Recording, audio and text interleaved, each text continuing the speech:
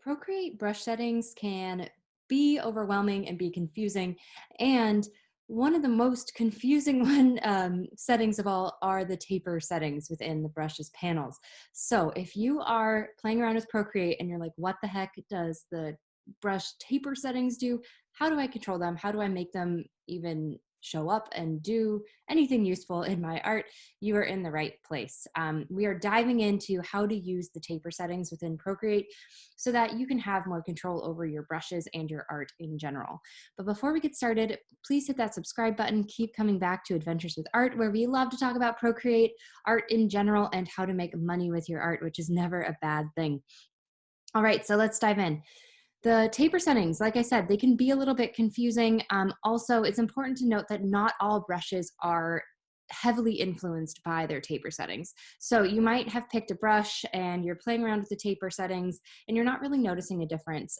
That's normal. Some brushes are really influenced by them, others are not. I've noticed that most brushes, it's not a huge factor in how the brush works. For this example, I have picked a brush that has quite a bit of a taper just to really show what's going on. Before you start messing with, any brush setting, really, make a copy of it. I have a folder down at the bottom of my library that's called experiments. This is where I can play around with any type of brush settings, knowing that the original brush is stored safely in a different folder if I, do some horrendous change that I can't take back. So if you're wondering how to make a copy of a brush, just find the brush you're looking for, swipe it to the left, and you will see a button called duplicate. After that, you can just drag it into whatever folder you want to play around with it in.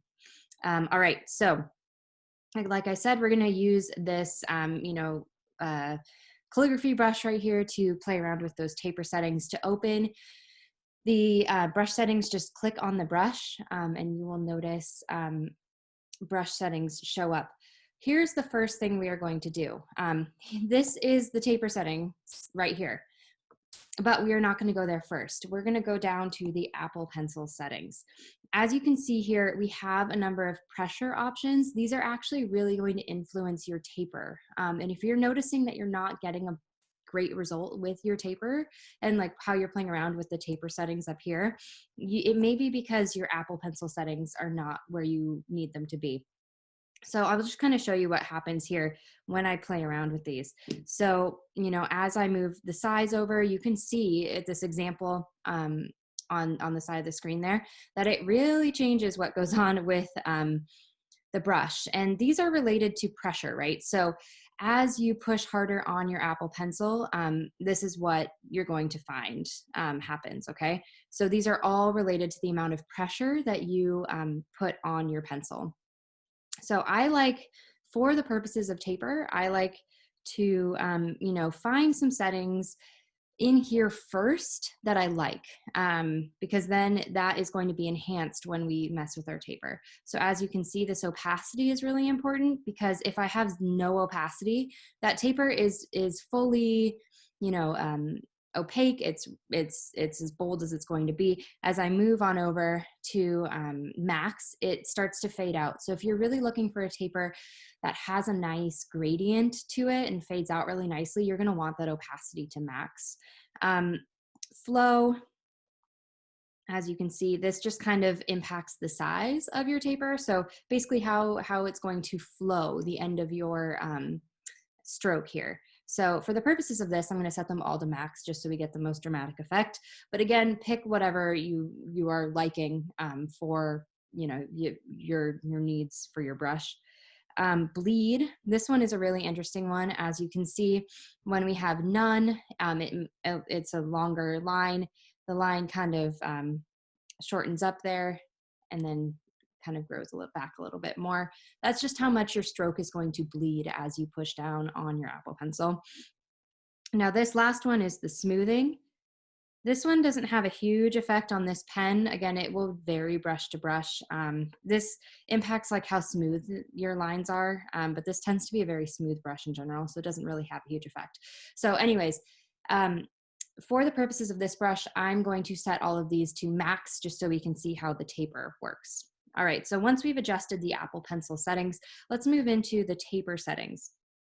Once you're in the taper settings, first thing you're going to want to do is scroll down to the bottom and make sure that this classic taper is turned off. So this is it turned on, make sure it's turned off. You won't be able to adjust the taper settings appropriately if you have the classic taper on.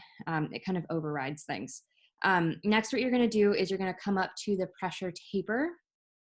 So for some context, the pressure taper is what is going to be influenced when you are writing with your Apple Pencil. If you are using your finger, you're going to come down to touch taper. So touch, finger, that's an easy way to remember it. But you're not really going to play around with this if you are planning on using your Apple Pencil. This is just if you're using your finger for your brush.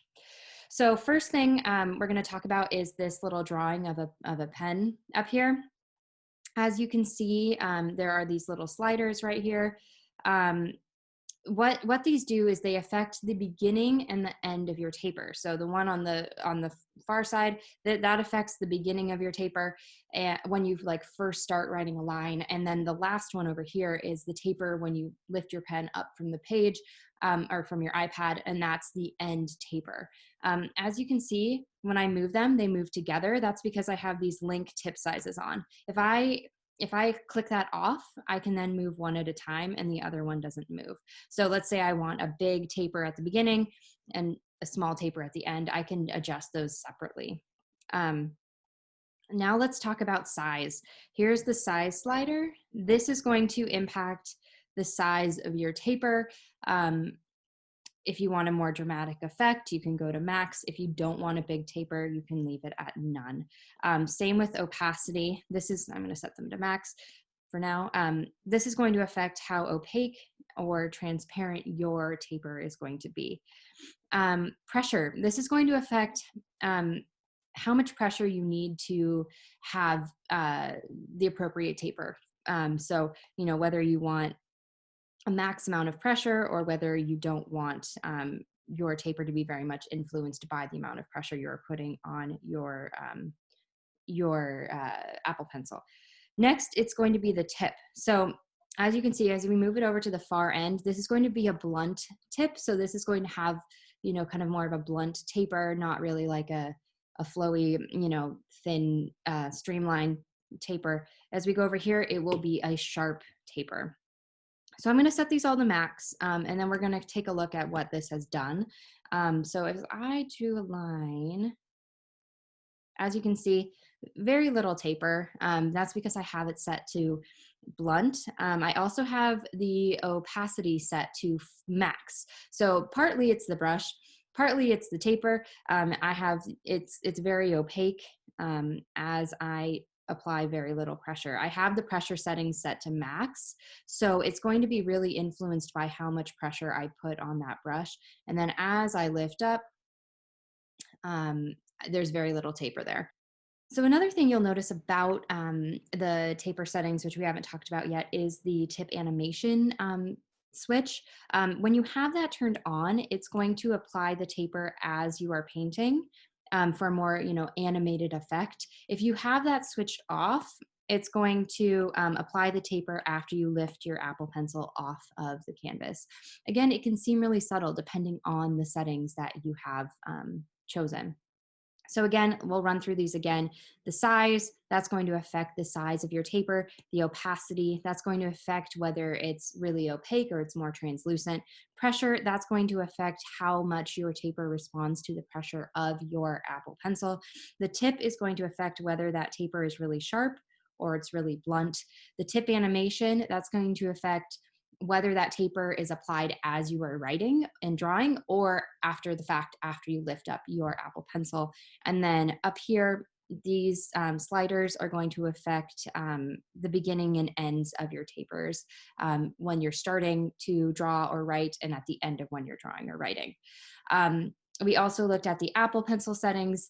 Those you want to adjust to get a different type of taper. You're also going to want to look at all of the other settings in your brush. The fact of the matter is that your brush is influenced by every single type of setting that is in its settings, right? So from the stroke path to the taper to the shape to the grain, everything down the list, those are things that are influencing your brush. So if you're in the taper settings and you're thinking, man, I just can't get the effect that I'm looking for. I'm trying all of these different sliders, all of these different settings, and it just doesn't seem to be having an effect. Look at all the other settings because they all work together to create the brush that you're using. So if you're really getting frustrated and you don't know how to get the effect you're looking for, try out things that you're not, really I didn't even think to try, right? So like even the shape, that if you play around with the shape of your brush and how that looks and how it scatters and the count of it, right? You're going to get different types of effects, which could end up being what you were looking for.